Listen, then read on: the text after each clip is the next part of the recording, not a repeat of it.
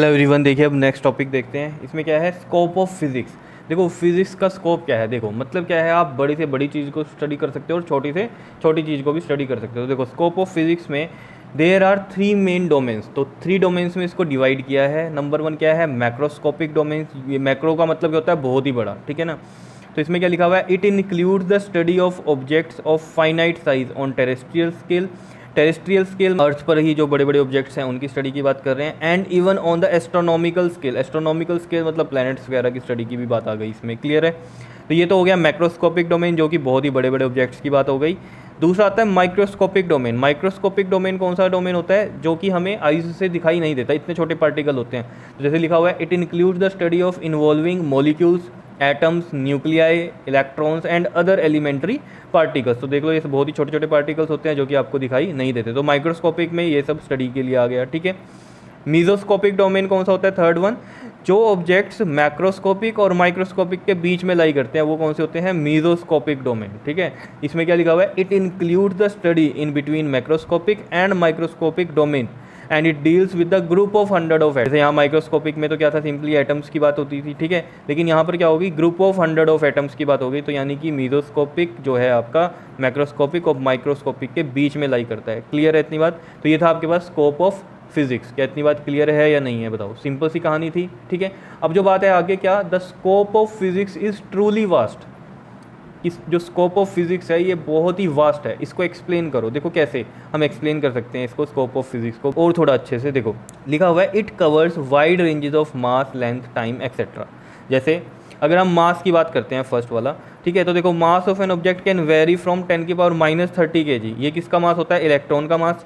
और कहाँ तक लाई कर रहा है ये, टू 10 की पावर 55 kg। अब देख लो कितना वेट हो गया ये 10 की पावर 55 kg। मतलब क्या समझते हो ना, 1 के आगे 55 जीरोज़, समझ रहे हो बात को। तो ये होता है 10 की पावर 55 kg। अब देख लेना कितना वेट है। तो ये किसका मास है आपके पास, मास ऑफ यूनिवर्स है। किसका मास है, यूनिवर्स का मास। तो देख लो एक इलेक्ट्रॉन के मास से लेकर यूनिवर्स तक के मास की रेंज आपके पास ये आ गई यहाँ पर, ठीक है। अब जैसे लेंथ की बात करेंगे हम, तो देखो सेकंड में क्या लिख रखा है, the length of an object can very from 10 की पावर -14 मीटर। बहुत ही छोटा होता है 10 की पावर -14 मीटर। किसका लेंथ होता है ये, साइज ऑफ न्यूक्लियस की लेंथ होती है, ठीक है, बहुत ही छोटी होती है। एंड टू 10 की पावर 26 मीटर, मतलब 1 के आगे 26 जीरोज़, इतना मीटर। तो ये साइज़ किसका है, साइज ऑफ यूनिवर्स है। समझ रहे हो, मतलब रेंज देख रहे हो आप। स्कोप ऑफ फिजिक्स जो है ट्रूली वास्ट कैसे है। मास देखो कहाँ से लाई कर रहा है, मास ऑफ इलेक्ट्रॉन से मास ऑफ यूनिवर्स। और लेंथ में देख लो साइज ऑफ न्यूक्लियस से लेके साइज ऑफ यूनिवर्स तक लाई कर रहा है, ठीक है। ऐसे ही टाइम की बात करते हैं। देखो थर्ड वन क्या कहता है, time interval can very from 10 की पावर -22 सेकेंड। देखो कितना कम टाइम है, -22 सेकेंड। मतलब एक आंख झपकते हैं तभी 1 सेकेंड हो जाता है, और ये तो 10 की पावर -22 सेकेंड है। मतलब समझते हो, 1 में 10 की पावर 22। अब देख लो यहाँ 1 के आगे 22 जीरोज़ होंगी, और वो भी 1 में। तो देख लो क्या आएगा आंसर, पॉइंट डाल के 22 जीरोज़ और फिर 1 आएगा, समझ रहे हो। तो कितना कम टाइम है ये।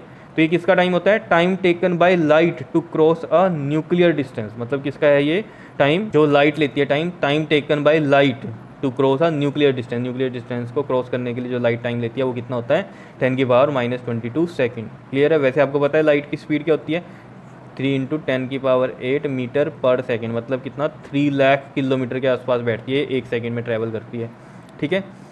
और कहाँ तक, 2 10 की power 18 second, that is the life of the sun. Life of the sun. अब 10 की पावर 18 सेकेंड को अगर आप देखोगे ना, तो ये बहुत ज़्यादा टाइम हो जाता है, 10 की पावर 18 सेकेंड। समझते हो ये कहानी, ठीक है।